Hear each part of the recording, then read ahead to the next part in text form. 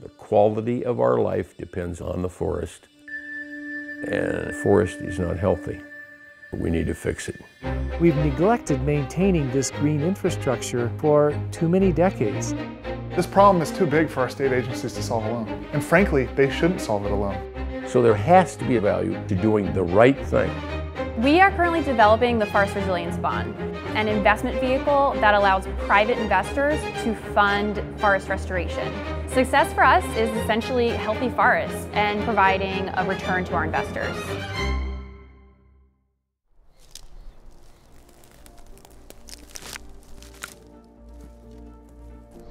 This site's called the Southern Sierra Critical Zone Observatory. It's our most intensive research site for understanding how forest, water, and climate interact. There's more trees in the forest now than can be sustained by the amount of water that comes in as precipitation. So thinning the forest to a sustainable density is really a goal that we need to strive for.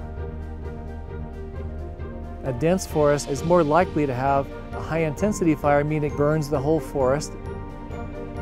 The importance of restoring the forest is to reduce the risk of wildfire. The side benefit is that that enhances the amount of water that runs off into electric utilities, water utilities.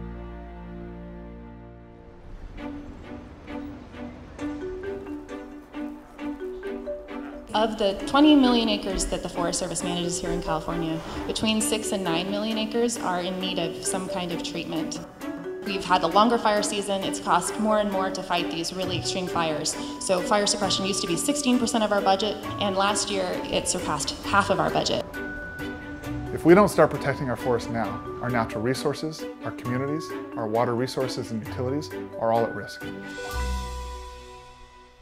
The amount of money and capital in the investment community dwarfs the budgets of our federal agencies. So if we can figure out a way to tap into that private investment money, we can have a huge, meaningful impact in the protection of our natural resources. So our job at Blue Forest is to create that investment vehicle. The benefits of forest restoration are actually pretty well understood and proven. What the Forest Resilience Bond does is create a new way to fund this restoration work. Investors earn a return based on the impacts of forest restoration, and beneficiaries such as the Forest Service, utilities, and even potentially state governments will repay investors over time. For instance, after completing a restoration project, there may be more water available for the utility, and the utility is going to make a payment based on some part of what that's worth to them. So learning how to speak to the Forest Service, speak to the utilities, work with academics and policymakers, and that's the innovative contracting scheme that's going to allow the Forest Resilience Bond to address some of these issues.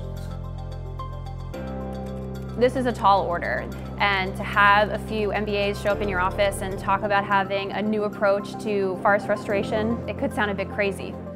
But not only does this offer positive social and environmental impacts, we're also designing this to offer a market rate return. I think bringing private sector business opportunities to manage forests is really the way of the future.